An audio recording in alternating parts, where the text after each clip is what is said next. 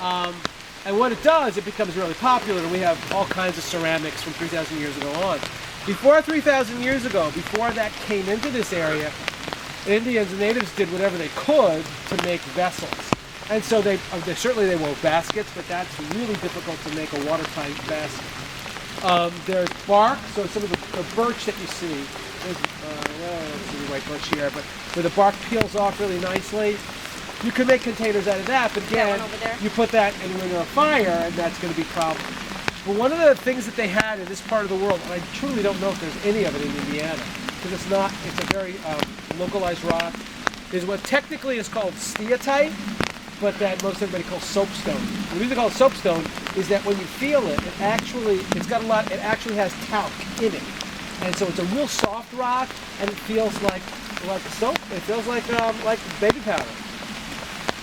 Soapstone is very soft. You can carve it with any rock. Geologists have what's called a Mohs scale, M-O-H''S, which is how I think like a human fingernail is like a 3 on the Mohs scale. Diamond is 10. Granite is 6 or 7. Soapstone is like 2 or 3. So literally you can scratch it with your fingernail. Your fingernail is harder than the soapstone. It's also real durable stuff once you carve it out, and you can carve it. And it also is really, really good at retaining heat. You guys don't have a soapstone bed warmer at the... I think we do. Yeah.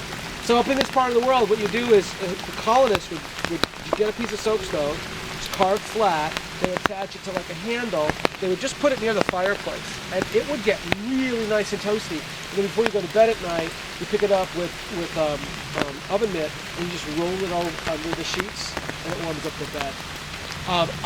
In my old house, I had a wood stove.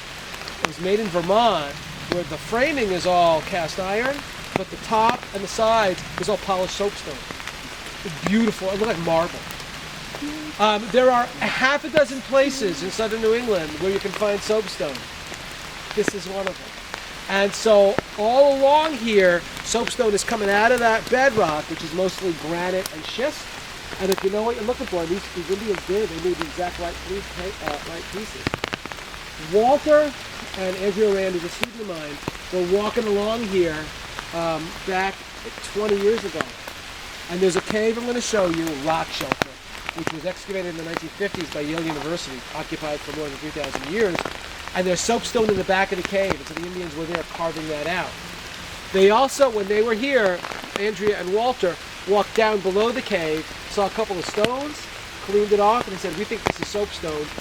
That's what we excavated this year. You're not going to believe it. It's spectacular." When Andrea came back here last year to help find where that was, she got kind of lost. Came over here, saw a rock, cleaned it off, and said, "God, it's another one."